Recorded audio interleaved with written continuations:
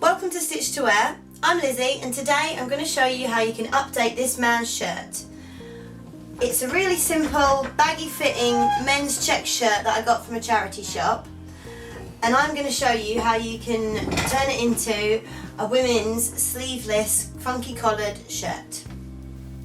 All you need to create this look is a button chain fastening. This was £1.50 from a haberdashery shop. You're also going to need 25 centimetres of a fake black leather fabric. This should only cost a couple of pounds. I got this men's shirt from a charity shop for £2. The first thing you're going to need to do is fit it to yourself, and in this case we're going to lose the sleeves. You want to cut about half an inch in to the sleeve from the armhole. You can cut further in if you need to, but it's best to start off cutting away from your line and then you can always go further in. If you cut off too much, you can never go back.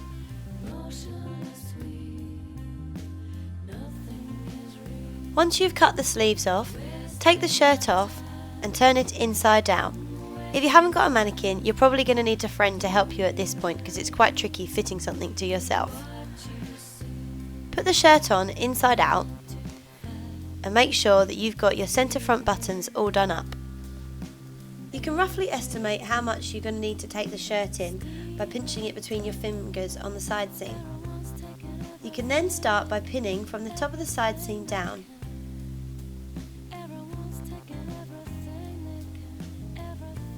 Make sure that you measure how much you've taken it in on one side and match that with the other side. Otherwise you'll find that your shirt doesn't sit straight.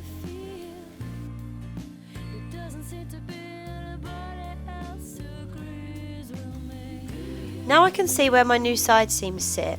I've decided to take my armhole in further. You can trim this back as much as you like, just make sure that you're doing the same on either side. Once you're happy with the fit of your shirt, you can take it off of the mannequin and take it over to the sewing machine.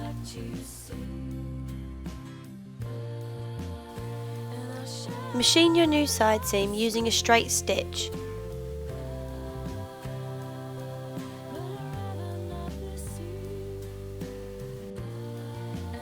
Trim down the excess fabric on your new side seam.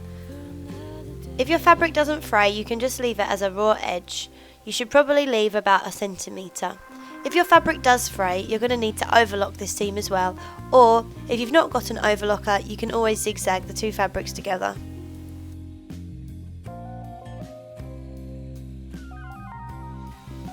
You're going to also need to finish the edge of your new armholes. Again, you can overlock or zigzag this. You now need to tidy up the armholes. Fold over 1 centimetre of the fabric and pin in place. This is just like hemming a skirt. You just want there to be a neat edge and all of the raw fabric to be tucked on the inside. Stitch this hem in place using the machine and a straight stitch. Make sure that you stitch about 1 centimetre in from the edge. Right, that's the first part complete. Now for the collar. Take your shirt and flatten it onto your fabric. This is where we're going to take the pattern. We're not going to make a paper pattern because it's a pretty simple pattern piece and it's a flat one.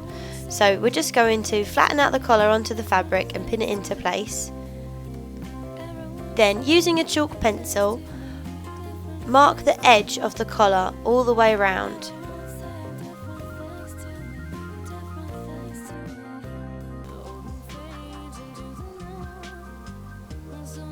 For the seam line which connects to the shirt itself, you're going to need to fold the shirt back on itself so that you can mark where that line is.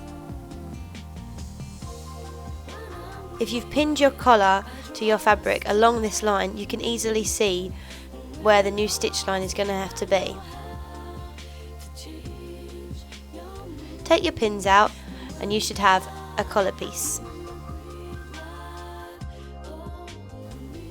You now want to have a double layer of fabric. Pin this together and cut it out so that you end up with 2 collar pieces. Cut out along your seam allowance line. You can now stitch together the outside line of the collar. Make sure you don't stitch the inner line because this is where you're going to attach it to the shirt. Stitch it up using a straight stitch and make sure that you cross over the stitch lines on the corners so that you get a sharp point. Trim your excess seam allowance down. This is so that it's not too bulky and so that your corners are very pointy. Now turn it through and poke through those pointed corners. You can then place your old shirt collar inside your newly made collar. Make sure that you take the existing collar corner right up into that point so that it fits perfectly. You then can fold over your seam allowance on that edge which attaches to the shirt and pin it in place.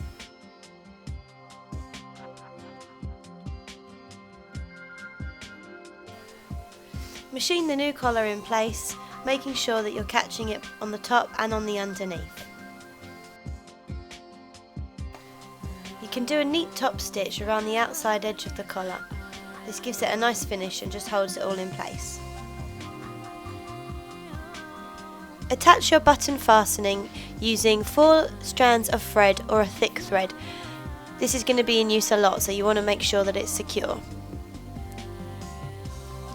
If you can't get hold of one of these, you might find that you could break an old necklace and use the chains from that. You just need to make sure it's a loop so that you can take it on and off.